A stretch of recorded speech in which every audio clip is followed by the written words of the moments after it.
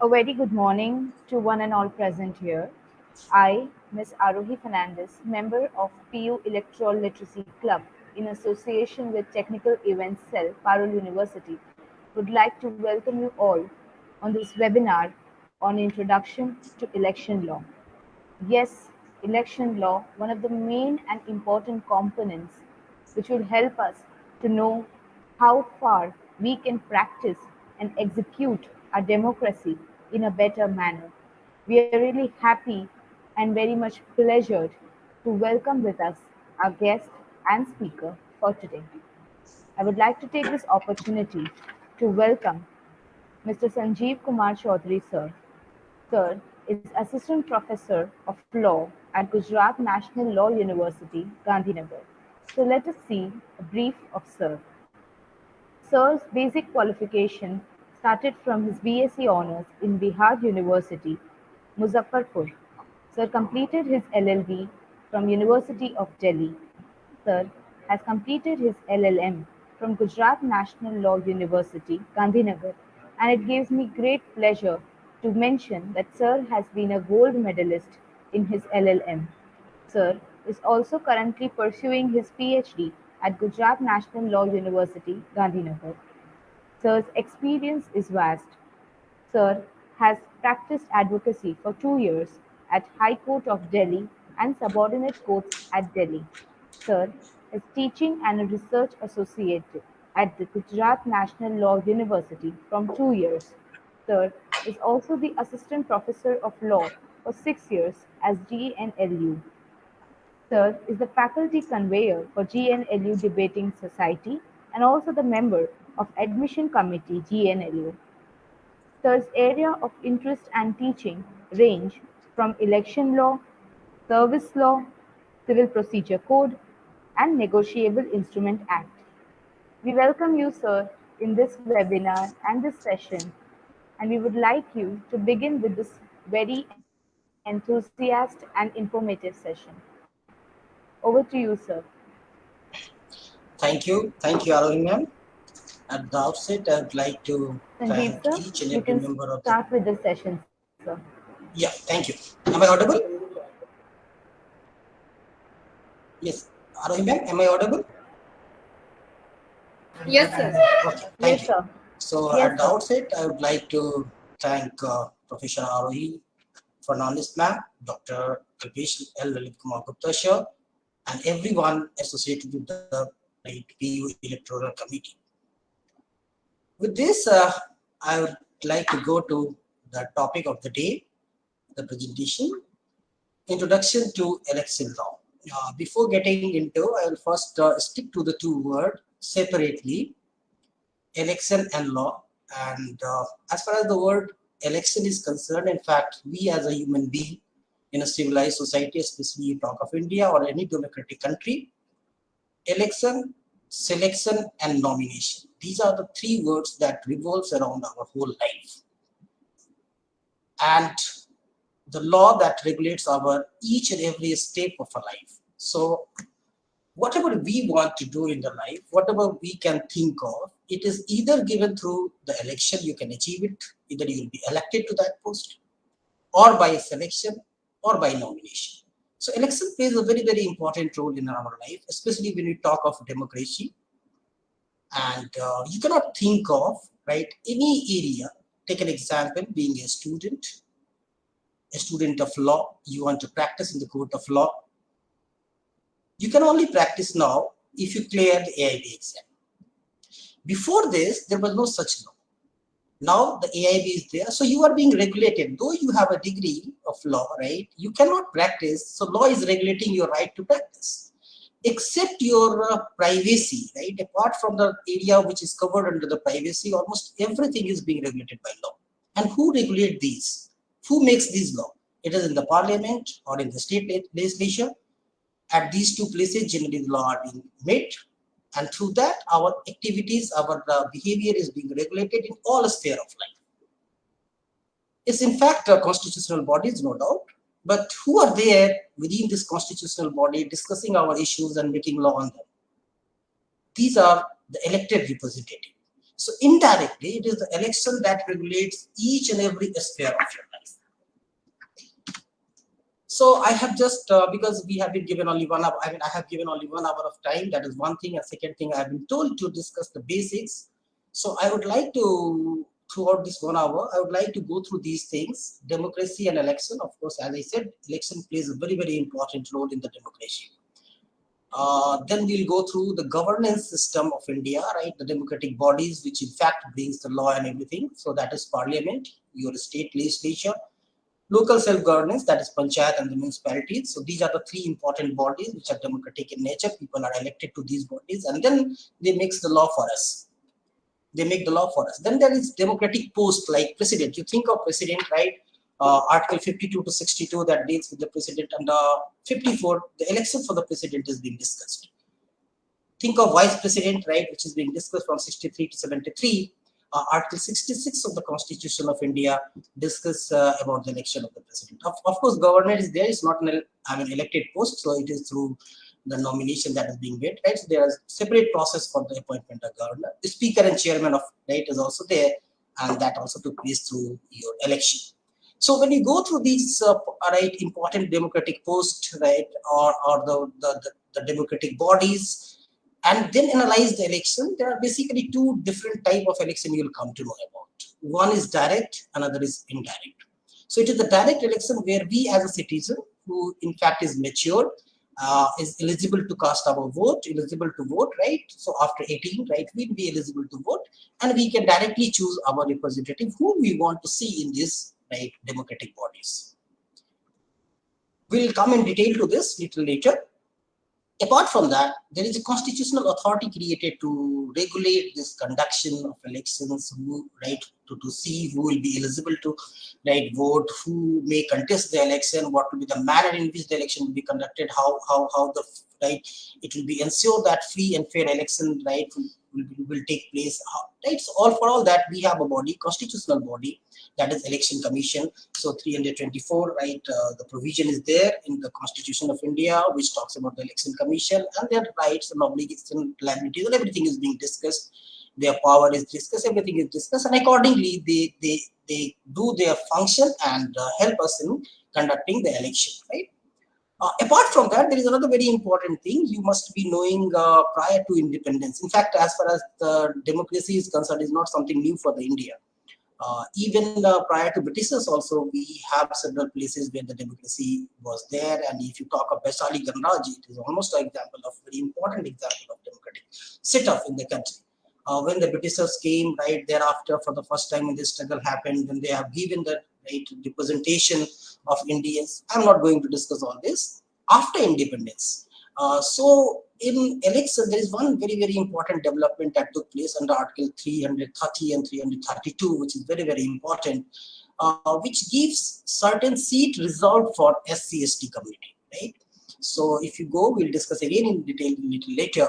So we have now, out of the 545 seats, which is currently available for the Lok Sabha, certain seats are being reserved for the SC/ST instead of giving, the separate electorate which was there prior to the independence, right? So instead of that, the seat has been reserved, and that has been reserved initially for the 10 year, but it is being extended, and it is now up to 2030. It is there, and probably after 2030 also it will be extended.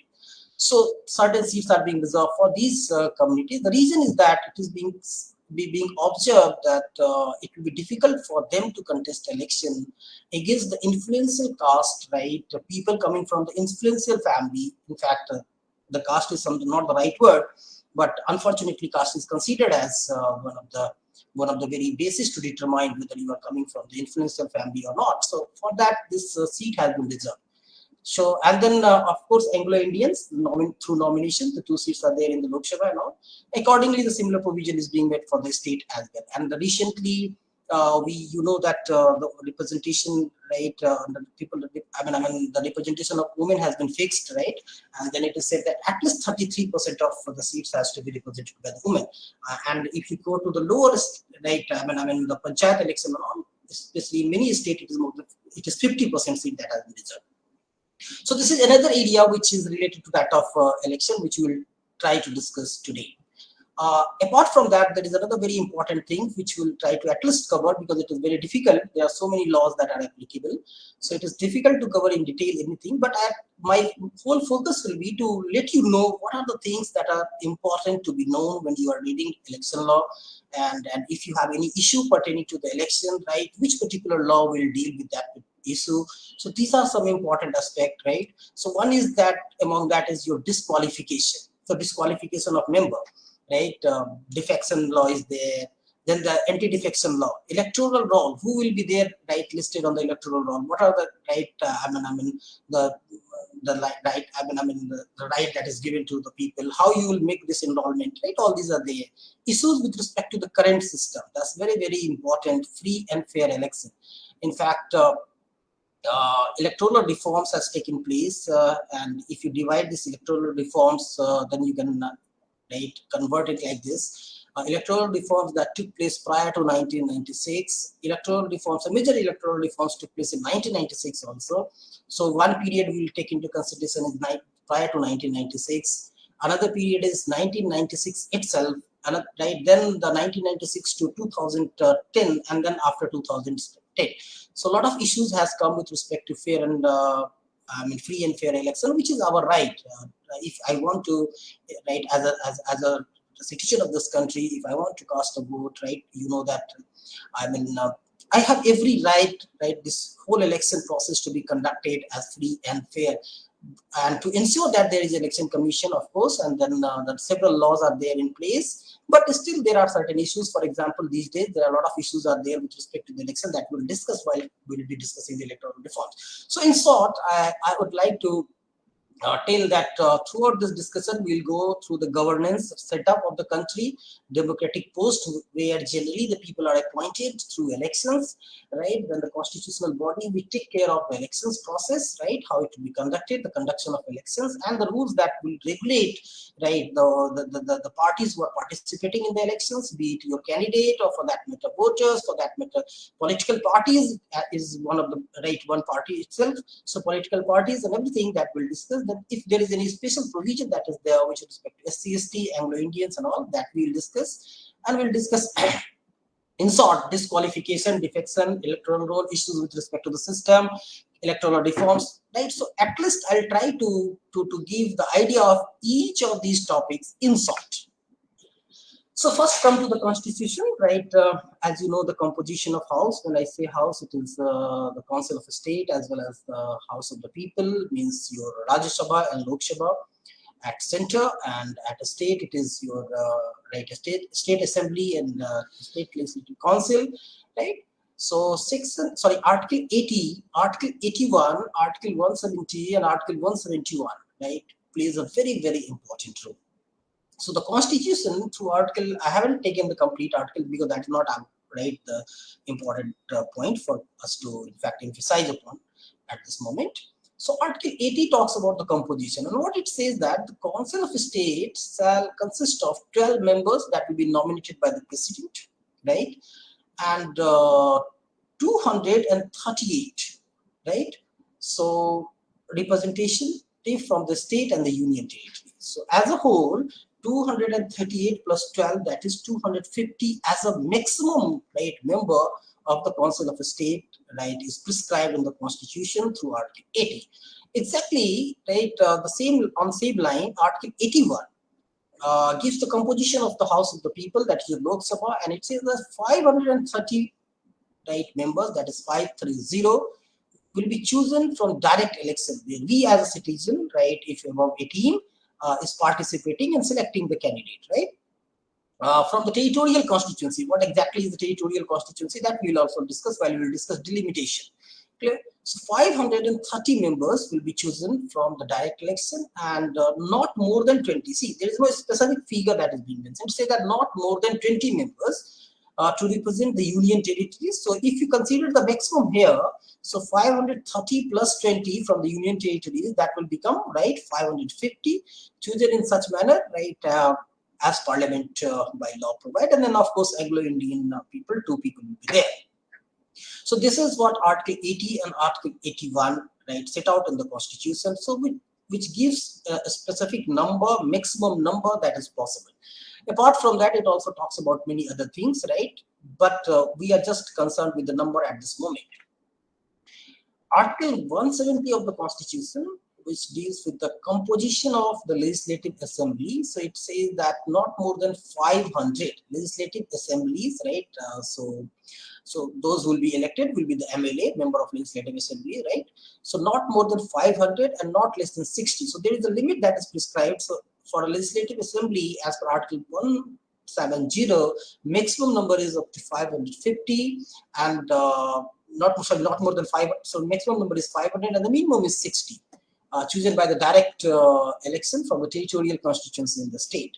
And as far as the Legislative Council is concerned, right, for that it is 1/3, not exceed 1/3 of the total, right, number of the members in the Legislative Assembly, right, provided that the total number of the members in the Legislative Council of the state in no case be less than 40. So minimum number and the maximum is 1/3 of the total, right, which is selected for the Assembly, and the minimum is the 40 that is prescribed in the 171. Based on this, Article 80, 81, 170, and 171, currently, right, if you look, composition of the Rajya Sabha. So the maximum strength of the Rajya Sabha is fixed at 250 that we saw, out of which 238 are to be representative of the states and union territories, and 12 will be nominated by the president, right? At present, in the Rajya Sabha, there are total 245 members, right? 229 from the states and 4 from the union territories, and 12 as a nominated member by the president. So this is the total current strength of the Lok Sabha, 245. As far as the members, right, the 4th schedule of the Constitution deal with the allocation of seat in the Rajya Sabha, so that you please take care of it, right? Now, Rajya Sabha election, right, is not right where we in fact participating directly. It is the Lok Sabha where we participate directly. It is your Legislative Assembly where we participate directly. We cast our vote, and the basis of that, the member to that Lok Sabha, that is MP, and right, Legislative Assembly, that your MLA is selected. And then through indirect election means they will be participating, right, in selecting the candidate for the Rajya Sabha and Lok Sabha. There is a separate formula for that, right? Every state will be given based on the population, right, the number of seats, number of representation in the Rajya Sabha, and there is in fact a law with regard to this, right? And based on the population and all, they will be given, and accordingly those elected representative will cast their vote, and right, the seat will go to that people. So this is indirect election. As far as the Lok Sabha is concerned, right, 552, right, 550 from there and 2 as the Anglo-Indians, total is 552 is the maximum seat that is there. Out of which 530, right, is representative from the state, 20 from the union territories, and 2 as the nominated by the president from the Anglo-Indian community. At present, we have 545 members in the Lok Sabha. 530 has been represented, right, from the representatives from the state, meaning thereby it is maximum from the state which was allocated is there already. As far as union territory is concerned, right, 20, so 13 is there, and 2 Anglo-Indians. So total is 545. See. Now, the Constitution of India, through these provisions, that is 80, 81, 170, 171, simply talks about what will be the maximum number of representation in these constitutional bodies, right? The Lok Sabha, Rajya Sabha, right, assemblies, and for that matter, council. Clear? But how this will be allocated, right? How many at this present time, how many members will be allowed to contest the election? What will be their allocation among the different constituencies? Right? All these are to be settled by the law. Clear? So it simply says that, okay, this will be the number maximum, and how this maximum number will be determined, what exactly will be the number, right? What will be the qualification of that person, how, right? How they will be identified, that will be determined by law. So accordingly, right, there need to be a law to regulate all these things, and for that, right, we have Representation of People Act 1950. So in 1950, this Representation of People Act came into effect, right, for those reasons which are there in the Constitution itself, very clearly mentioned under 80, giving this right, to get it determined through law. So this act makes the following provision. I have kept it very short. Allocation of seats. So how the seats will be allocated? In fact, right, whole state, say for example, you are talking about the parliamentary election, you are talking about the state election. So if you are talking parliamentary election, the whole India will be divided, right, into constituencies, clear, and the constituency will be divided. We now have the number, so they have identified what 530 plus, total is 545 currently. You just to remove 2, so 543 is there. So now 543 out of that 530 will be from the state and the remaining from the union territories. So they have to divide. The Delimitation Commission has been constituted, and the commission has the task to divide this whole India into parliamentary constituencies, and the ratio, right, of the total population and the representation more or less has to be made same throughout the country, right? So the whole basis is you just see the population first divided into 543 constituencies, and while allocating the constituencies, while dividing it into the form of a constituency, it has to be kept in mind the population density, the population at that point, right, the place, one constituency, and the allocation of the seats. So if you are giving one constituency, say for example, imagine 543 constituencies are there, taking the union territories into consideration, clear, and so in one constituency, for one MP is representing 100 people, right? So the population of that constituency 100, more or less all constituencies would have the 100, right, people living in that. So that way the allocation will be done. And this 1950 Act, please remember, because the Representation of People Act, whenever we speak, generally Representation of People Act 1951 comes to mind. In general, what happens when a new act comes into effect, that new act repeal the previous act. But this 1950, right, Representation of People Act is not repealed, right? So this is still in existence, and it deals with the allocation of seat. Another is delimitation of constituency, which I said, right? The Delimitation Commission has been constituted, and the task has been given to, in fact, identify the constituencies, right, with respect to parliament, right, parliamentary election as well as state elections. So this is, in fact, the task of Delimitation, right, Commission. Then election officer, appointment of the election officer and everything, right, will be there. For that, the provision is given under the Representation of People Act 1950.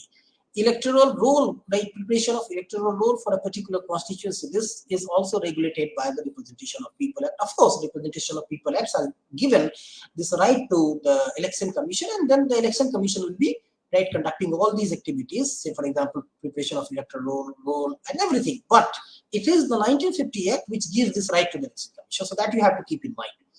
Manner of filling seats in the Council of the State to be filled by the Representation of Union Territories, local authority for the purpose of election of the state. You know that Election Commission of India, right, will take the elections that is conducted, parliamentary election, state assembly elections. But as far as the local bodies elections are concerned, when we say local bodies election, especially the 1992 the amendment, right, which in fact talks about the Panchayati Raj system.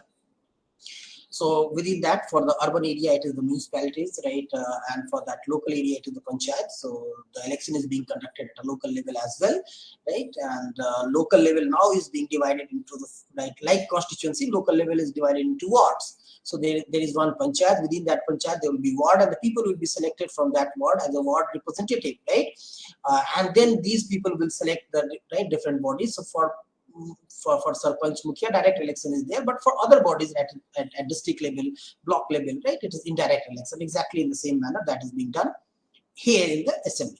So this election will be conducted by the state legislative, right, election commission. So that will go into the state election commission. So these are also very important, and barring the jurisdiction of the civil code. So if there is any issue pertaining to the election, say for example, returning officer did not allow, right, to cast the vote, say for example, returning officer, right, disqualify a person, or the authority, right, which is there under the election commission disqualified a particular candidate, anything related to the election, that will not go to the civil court. Rather, the law says that you make a, right, tribunal specifically for that. And we have an election tribunal for that, right? So first the election commission will take cognizance of the matter. Matter will go to the election tribunal if it is not being resolved over there, and from there you have a right to go to the appeal to the High Court. And if it is violating your fundamental rights per se, then of course you have a right to go to the Supreme Court. Otherwise, it is not clear. So this is all about our representation of people act 1950. So this, however, like 1950 was not complete in all respect. It doesn't speaks about many things, and to take care of those things which has not been covered by the representation of people at 1950. Apart from these things, there are many things which are there is not being covered by 1950. So the another law came because the constitution says that anything pertaining to this election will be taken care by the law, not by the constitution per se. Constitution has just made a independent body, election commission, right? So through election commission, by law, things will be done. So next law that came into effect is your Representation of People Act 1951. And it is very detailed and elaborate act, right, which talks about each and everything that you can think of, right, in relation to that of election, at least at this moment. Clear? And then apart from this also, there are many things, right? Rules are there, order is passed, right? So all this we'll discuss. Of course, we cannot get into detail of any of these acts, impossible to cover in 1 hour. So I'm just trying, right, to give you the glimpse, right, that okay, these are the things that are covered by this act, and if you'll get an opportunity, we'll discuss in detail as well. So the act contains the provision related to the electoral matter. What are those? Qualification and disqualification for members of the parliament and state legislature. Notification of general election. So when the general election will be conducted, right, the notification in that regard, of course, through the election commission, it will be done. But this 1951 Act talks about this notification of general election. Administrative machinery for the conduct of election. You must have heard this, right, when the election is being conducted, and code of conduct is declared in a particular area before the election. In that case, as far as the administrative machinery is there, right, that is within the control of the election commission. So in that regard, right, the provision is there in Representation of People Act 1951. Then, right, you must have observed with respect to registration of a political parties. Now you know that political parties, you must have heard this discussion, right, every day in the newspaper as well as in television, right, discussion that apart from BJP, right, only the party who can, this at a central level is existing in Europe. 7 political parties are there, in fact, which is considered as parties on all India basis, right? Other parties are there on a regional basis. So this registration of the political parties, classification of these political parties, right, whether it is for the all India on all India basis, right, central party, or for that matter, it is simply your regional parties, right? So all this will be done through this Representation Act 1951. Of course, conduct of election, how the election will be conducted, right, when and right, with respect to deployment of paramilitary forces, with respect to each and everything that comes within the conduction of the election, that also will be dealt under 1951. Then the candidate will be supplied free materials, right, so there are certain things, right, that will be supplied to the candidate, so that with respect to this also it makes a law. And dispute regarding election, how it will be dealt, right. Corrupt practices and electoral offenses. Now this is very important. Corrupt practices, right? What will be? I mean, you just remember the election of 2000, right? When one person who was in fact contesting from Banaras against the Prime Minister, right? And then that person has been Samajwadi Party. I forgot the name of that person, right? Anyway, so if you are indulged in any corrupt practice, right? You are bribing the voters, right? You are luring the voters by.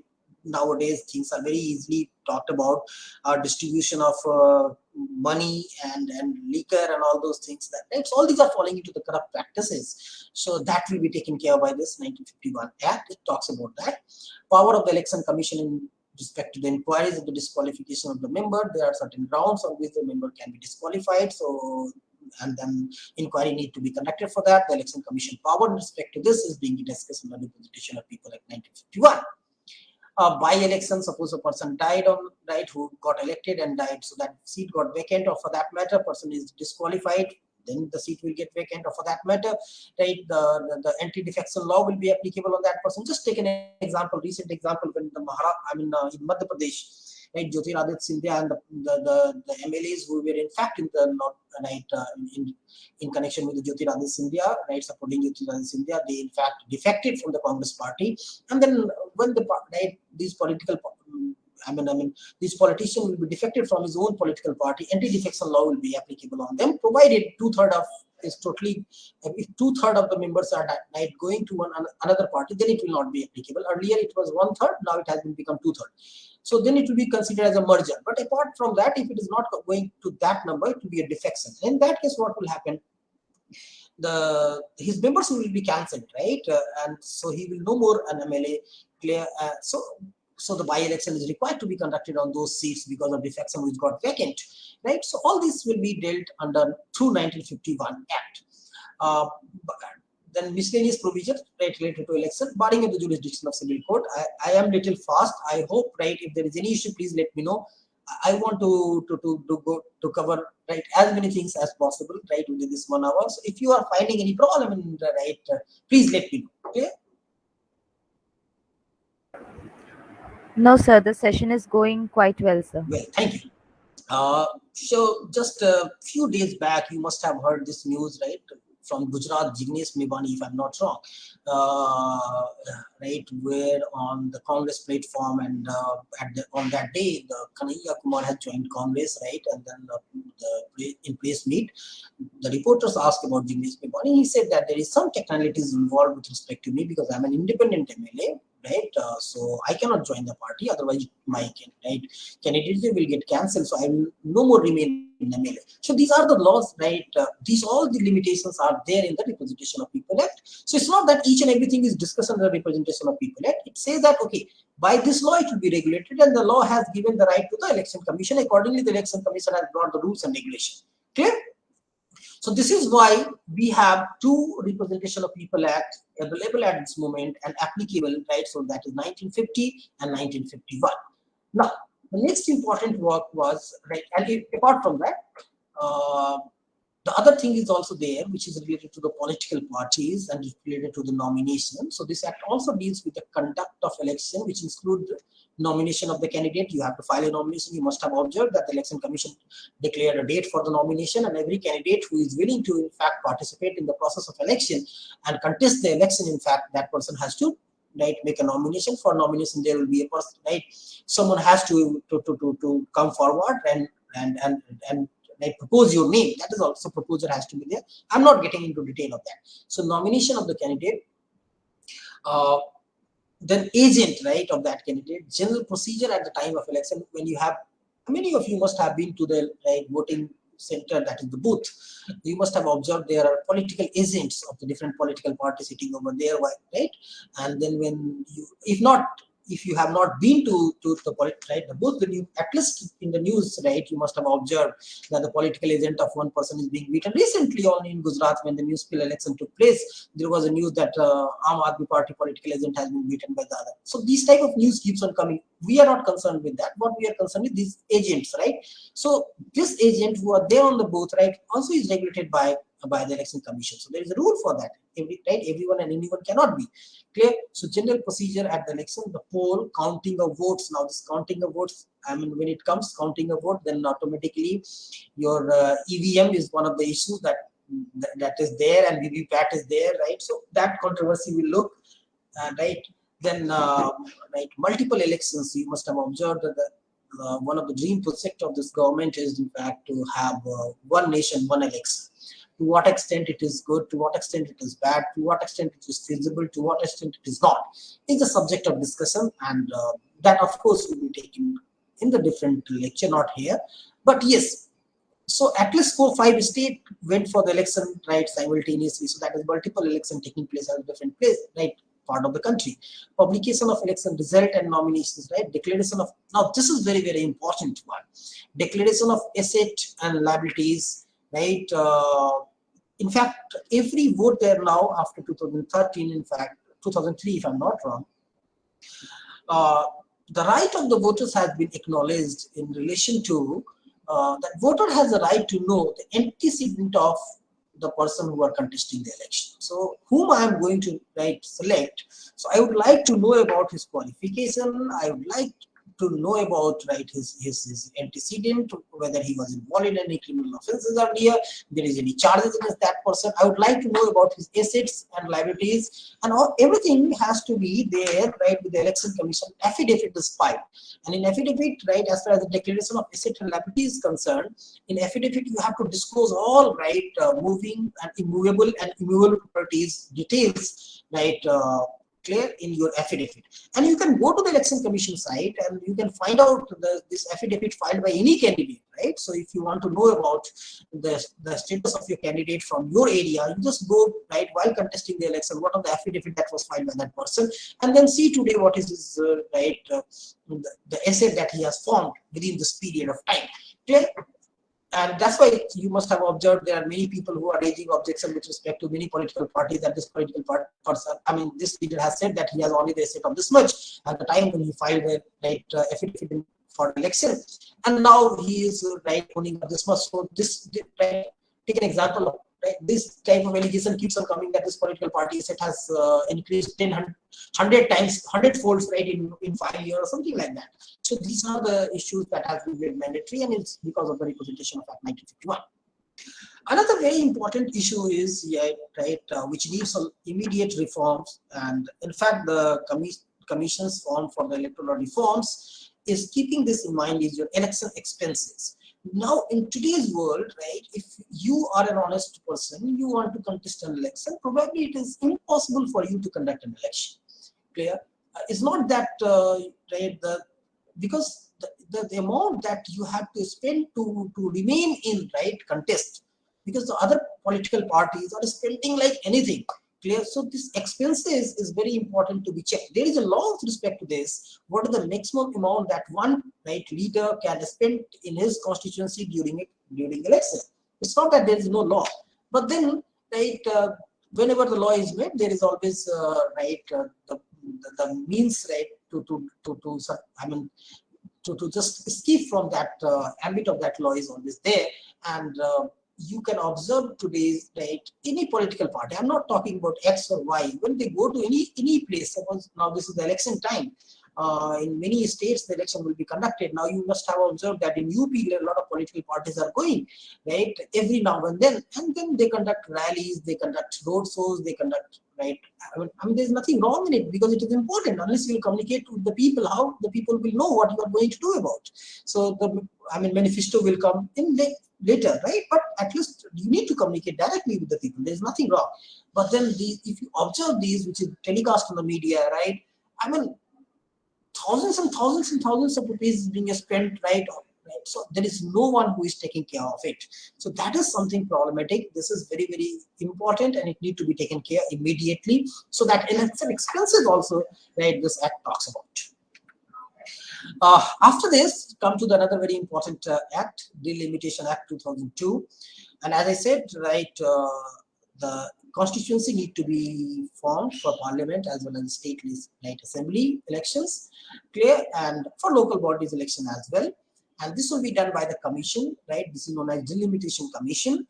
So it is the task of the Delimitation Commission who will do this, right? And the whole basis for doing it is to keep the proportion throughout this constituency as same. So if from one constituency, right, one MP is representing 100 people, from another also it should like same only. And if not, it is not happening in that way.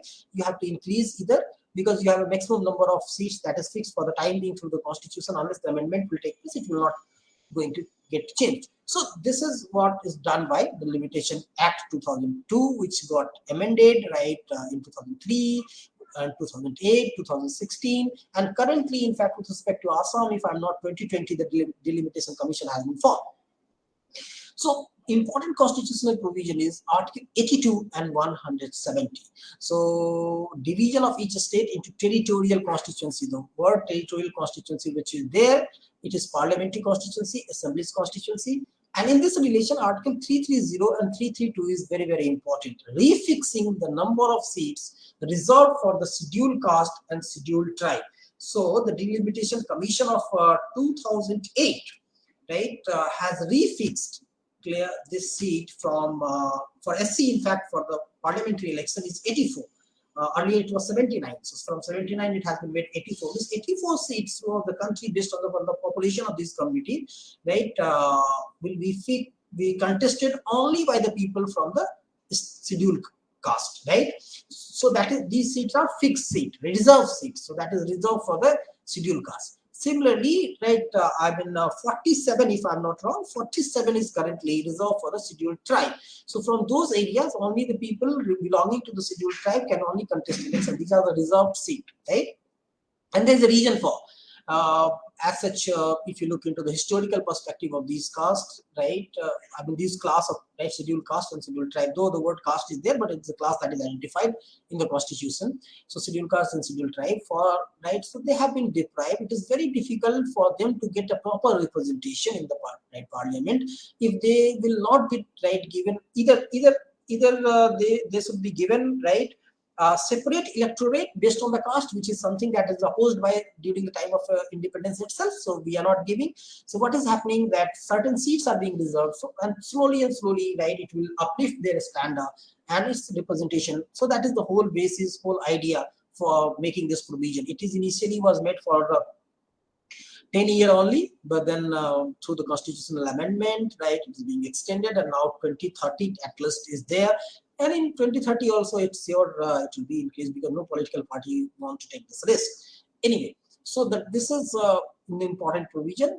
Delimitation Act 2002 was enacted to set up Delimitation Commission, and that is happening, right, every now and then. So, right, we have a census that is being done in 2011 and 21 will be another census expected to be done this year, which is delayed now. And prior to that, right, 2001 clear was the census. So it is the 2001 census basis. The delimitation is existing for the time being, clear. And now again, the delimitation will be done based on the current census if the political demands are coming, clear. So the purpose of this delimitation act is to identify the constituencies, and how it will be done. It will be done through the Delimitation Commission. So the commission will do this, and what will the major things? The commission will try to, equalize the right proportion of people who represented by the MPs and MLA throughout the country and throughout the states of the same, and accordingly, right, prepare, so identify that particular area. So this is what is your Delimitation Act. It also plays a very, very important role in the politics. Right, once a political party come into the power, and if the Delimitation Commission is appointed, they try to make the constituency in such a way so that, say for example, one political party is not getting a proper vote in the, say for example, in the urban areas. Clear? So they would like to get this delimitation done in such a way so that right, the urban areas, part of the urban area will come in almost all areas, so it will be divided. So these things are being played at the government level, but that is something deeply involved. So we are not concerned with that this right at this stage, but this is the purpose constitutionally for the Delimitation Act. So another very important act which has a relation with the election law is your Delimitation Act. Then there is a huge set of law, right, that are there. So I haven't taken each and every in detail, but some other important acts and rules I just mentioned over here, right? Parliament Prevention of Disqualification Act 1959. So it declares that a certain offense of the right office of the profits under the right government shall not disqualify. If you are holding an office of the profit and then you are contesting an election and get right, then in that case, right, you will not remain MP or MLA. Clear? So that is one of the reasons for your disqualification. So there are a lot of controversy with respect to this. Clear? And this act in fact talks about which are the posts which you can hold. Say for example, you can be the chairman of the SC/ST Commission, you can be the chairman of the Minority Commission, you can be chairman of different constitutional bodies where you are not getting any profit directly, right? So it's simply already post, so that will not be considered as the reason for your disqualification. So this particular act, Parliament Prevention of Disqualification Act 1959, of course there is an amendment, time has taken place, so that you have to keep in mind. Next is your president and vice president, how the election of the president and vice president will take place. For that we have a Presidential and the Vice Presidential Election Act 1952. Clear? Then again, amendment has been taken in this is 1974, 77, 1997. So this deals with the election relation to president and vice president.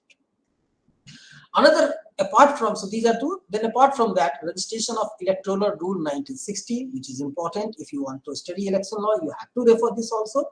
Conduct of Election Rule 1961, that is also very important. Member of Lok Sabha, disqualification on the ground of defection 1985, that is also important. Member of Raj Sabha, disqualification on the ground of defection 1985 is also important. Member of Lok Sabha or Raj Sabha, declaration of asset and liabilities rule 2004, that is very, very important. Clear? So there are many more laws. So I haven't taken each and every things, because it's very difficult. So I was to just summarize in 1 hour each, as much as possible. So I just have taken some important rules and regulations, but there are many. You can go to the Election Commission website and then you can find the applicable, and you can go to the Legislative Department website of the Government of India and you can find these rules, and there is a very important book also that is available, How India Votes. Clear? So if you refer to that books also, you will come to know about all these things. Electoral reforms is very, very important, and there are a lot of electoral reforms took place, as I said, and it is even happening today. Say for example, you are living at any place.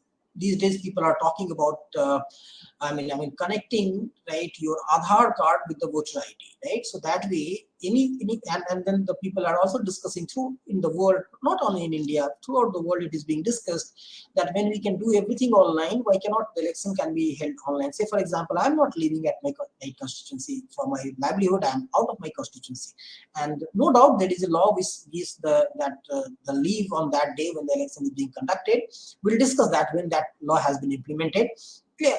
But that one day is not sufficient for me to go and cast the vote. So there are many people who are educated, is out from their constituencies, Clear, are unable to vote. If so, I'm not again telling, I'm not advocating anything. I'm simply telling that if there is any other method that will be implemented, take an example of online election, casting of vote or anything like that, which is foolproof, of course, then those people will not miss out to cast their vote, and in that case the turnout will be more, and accordingly the decision, the one who is winning the election will have the majority of the people backing them. Today what is happening, the political person in any constituency is getting a vote of, say for example, 30%, 29%, 25% get elected, so remaining people are not voted in favor of him.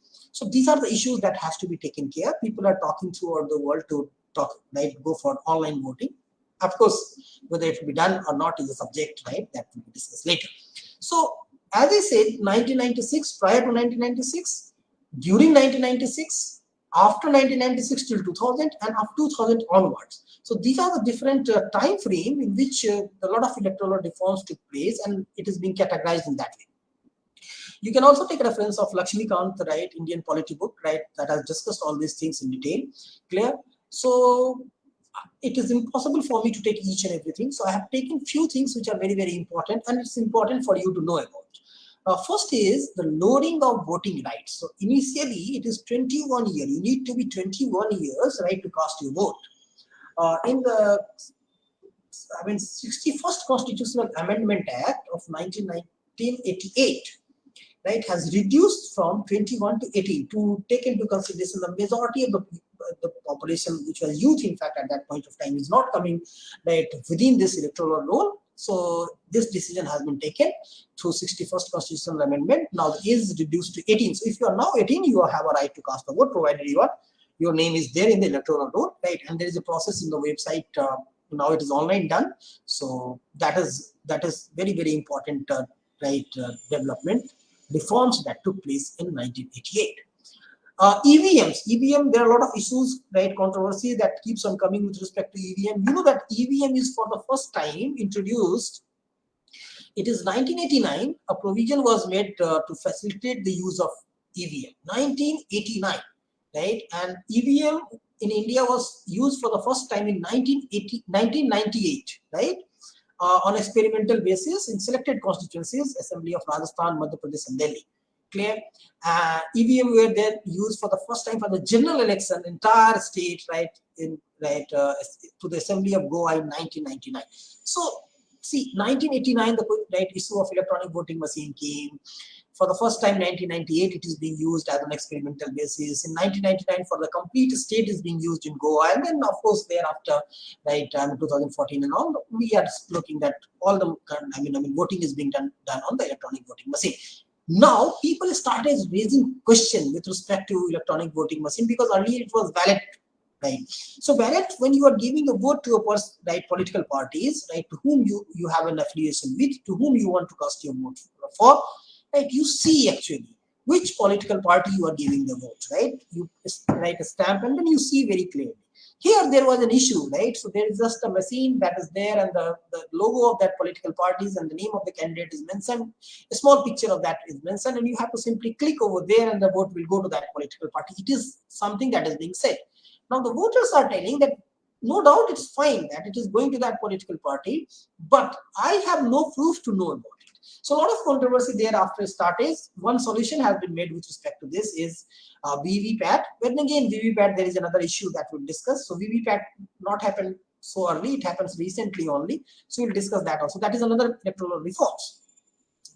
The earlier days when the ballot paper was used for the election, booth capturing was considered as one of the very the biggest drawback on that was the booth capturing, and there was no law with respect to that in the initial stage except the criminal law that was there, IPC, right? So in 1989, a provision was made for the adjournment of the poll and countermanding of election in case of booth capturing. So if any reporting of booth capturing or any way the countermanding the election process is being reported, that after 1989, right, the whole on that seat the election is cancelled. So there is no benefit that you are going to get out of this. Clear?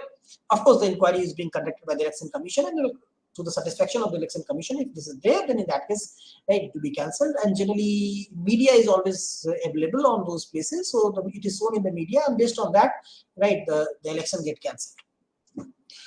Electoral photo identity card, EPIC, right? So initially we have simply a card which doesn't have our photographs. So now this, in the 1993, the Election Commission, right, has made this provision for, right, your electoral photo identity card, EPIC, right? So that way, at least the person, now this is the different thing that that on your voter ID, the photograph hardly resemble with your actual face at the time.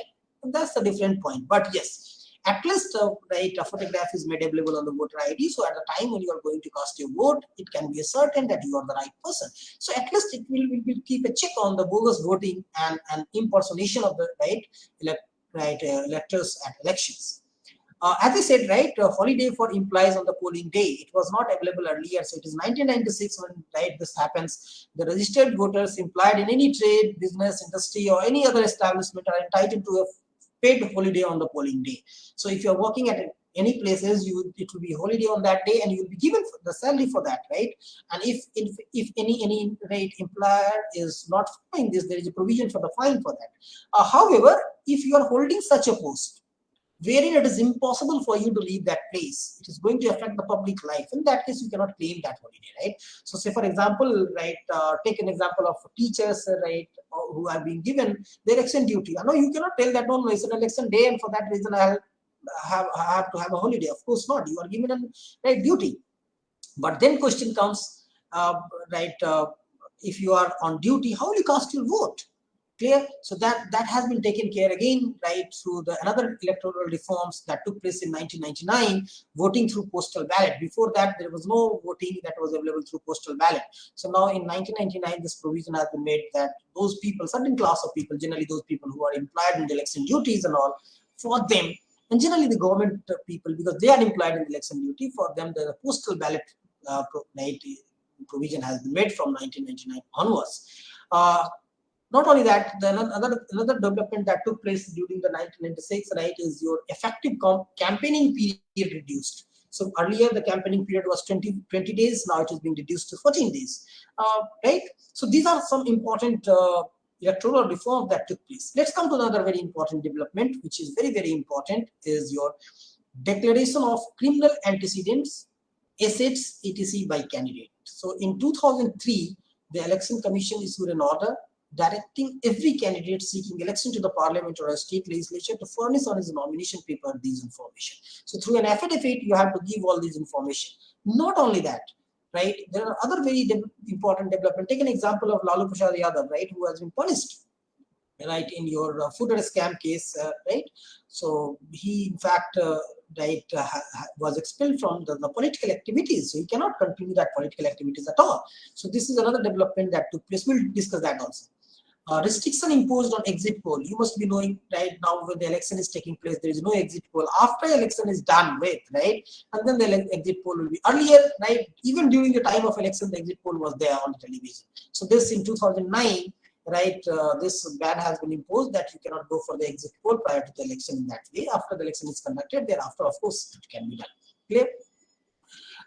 Introduction of Lota, right? So in 2004, your PUCL, that is People's Union for Civil Liberties, have filed a petition seeking the direction in this regard from the Supreme Court, that if, right, we as a citizen have a right to select, but those candidates who are available, if I don't want to select any one of them, they are not good as per my understanding.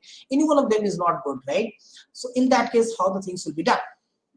So for that, right, they in fact wanted to have the nota clear. So in 2004, on the application of the PUCL, right, the Supreme Court held in 2013 that the Election Commission of India may provide for none of the above option on EVMs and the ballot paper. So now onwards, we have none of the above option. Clear? And now none of the above option is going to play a very, very crucial role in the coming future, not at this moment, but in coming future, it is going to play a very, very important role.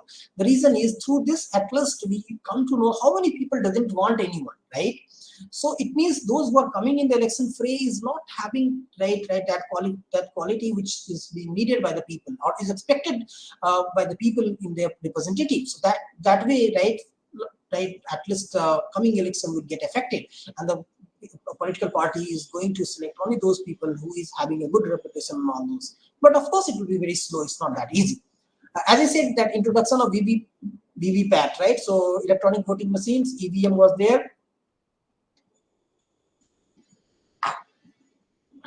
So introduction of VVPAT, 2013 Supreme Court permitted to introduce phase-wise manner the VVPAT, and currently, in fact, I mean all elections the VVPAT is there. But VVPAT has been brought with an intention that in case if there will be any issue, right, the political parties are raising any concern, then in that case it can be cross-checked, right?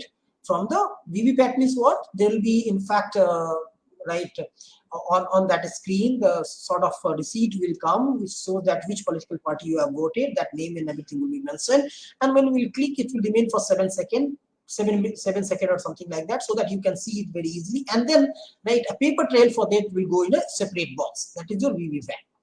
Understand? Now if there is any issue, then it will be cross-checked, right? So but recently only when the matter went to the Supreme Court with respect to checking of all the VVPAT, Supreme Court very clearly said that then what is the point of having right electronic voting machine if you have to go and cross-check each and every VVPAT, right, and each and every vote through the VVPAT. So they allowed to, right, if there is an issue, 50% of the total has to be allowed mix to mix. Clear?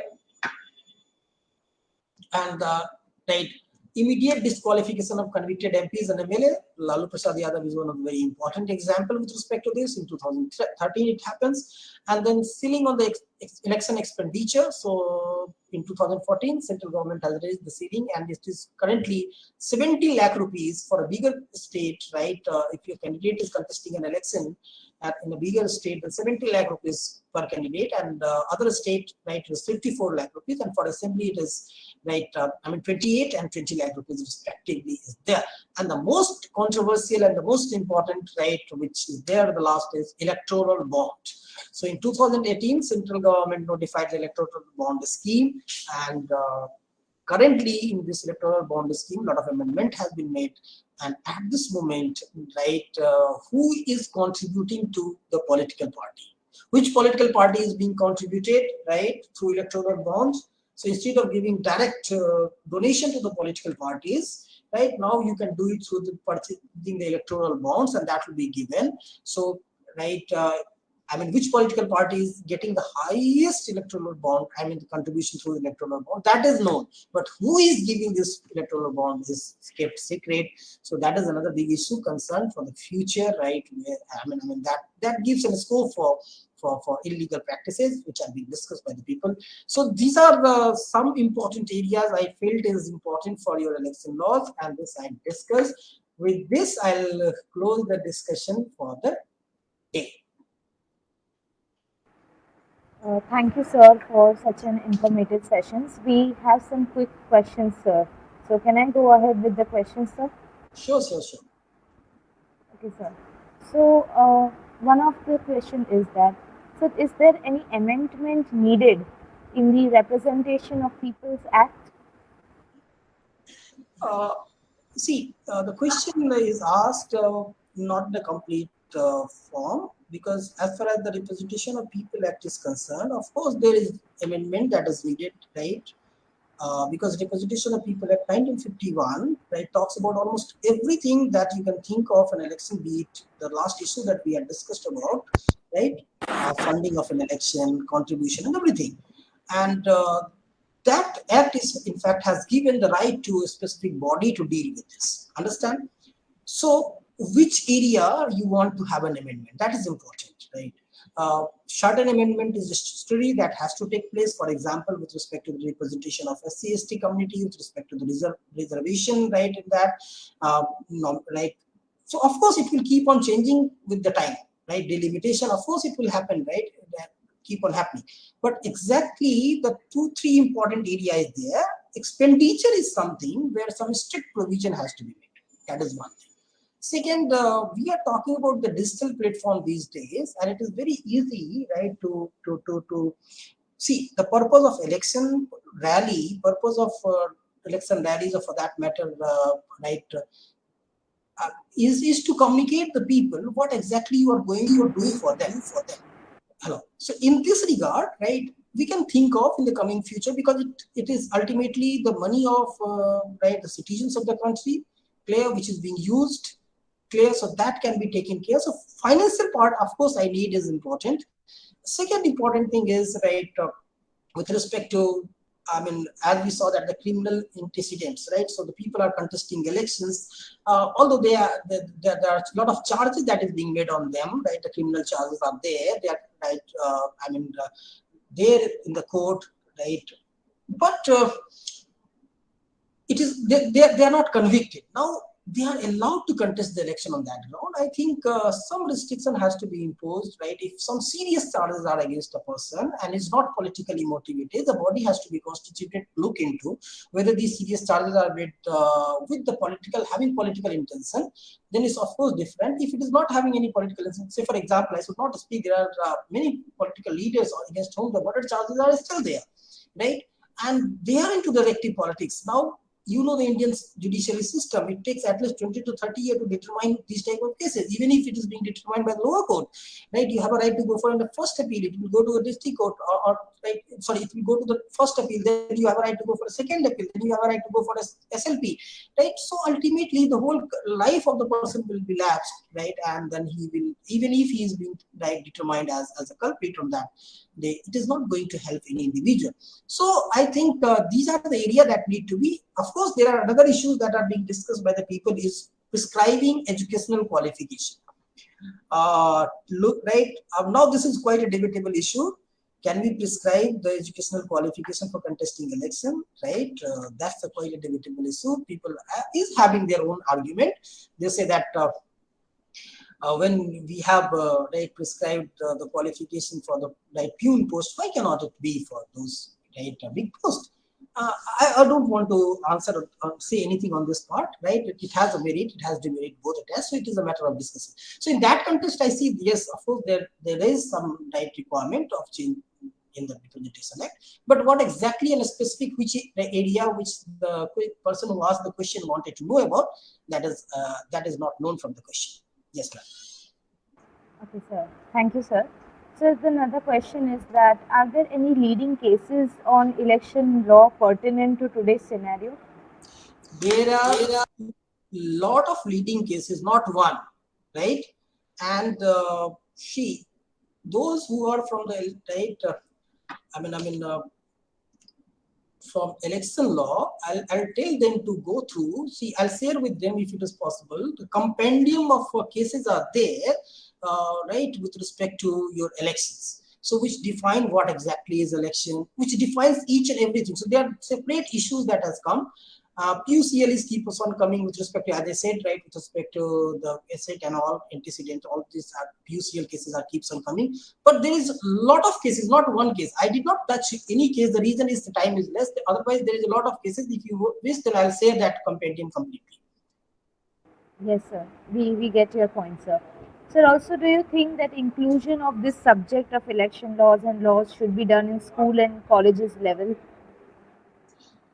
I think directly inclusion is not at a school level is required because right, democratic setup of your country, right, is already discussed in the at a school level, right, in a different way. So they know, right, president, vice president, the different constitutional bodies, how the people will be elected, what are the right election commission. They know each and everything. So specifically discussing because right, they are not, these are not important for them, but when they come to, say, for example, 11th, 12th, right? Thereafter, probably they will reach to 18. So prior to that, they must be given this, knowledge, right?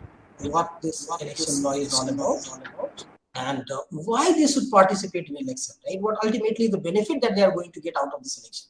That because people feel as if like, okay, it's not my business. Right, those who are contesting, they will look into. Those who are affiliated to political party or the member of the political party, they will look into. We as common citizen, we are not concerned with this. No, the people get right. The wrong person gets selected not because right they got the vote of a political party, because you are sitting ideally at your home, educated people, not going out, they are not selecting the candidate, and that's why the wrong people getting selected. So you are affecting the whole process that has been thought in the mind of the constitution maker, that if you give this one person one vote, ultimately the right person will come to right in due course of time. You are affecting that. So at least I think right as far as possible, and that's why this online voting system is being thought about, that every individual will be able to cast their vote. Some alternative for them who are unable to cast their votes should be given. And in this context, if any education is being given at 11, 12 level, I think it's good enough. It is welcome stay. In college, of course. Yes, sir. Thank you, sir. Now, sir, as we move ahead, I would like to ask Dr. Kalpesh Gupta, sir, member of PU Electoral Literacy Club, to deliver the vote of thanks. Thank you very much, Arul madam. Let me admit, first of all, this is the first time I'm listening to a session on election law. So that will be the I'm talking on the open platform. This is like we studied like constitution law. It's a part of again the Representation People's Act, and we are recent amendments, right? So this is the first time I'm opening for also, and I hope all the participants, right, people like who have, because day to day it really affects, right, whom we are electing. Right? We just vote and then to forget about what's happening in country. But this is again takes a lot of time to understand this nitty gritty, right? Whom to select and what are the points, right? Main points related to election and the political parties and the leaders. So thank you very much, sir. And it was really a very nice presentation. Can be shared with across law schools also, right? Because I don't know, but I know that you are teaching the election law for years. And I don't know in any education institution, especially law school, they are teaching election law. So thank you very much once again, and look forward to seeing you in the near future also. Thank you. Thank you, Sanjeev sir. And I request all the panelists, please make the video on so that we are going for the one group selfie. Aroi ma'am, please do the needful.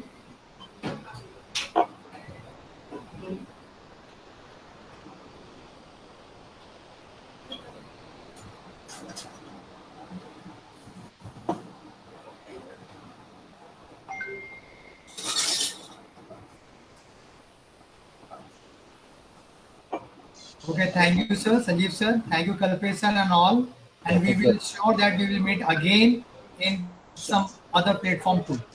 Thank you, sir. Thank you. Thank you.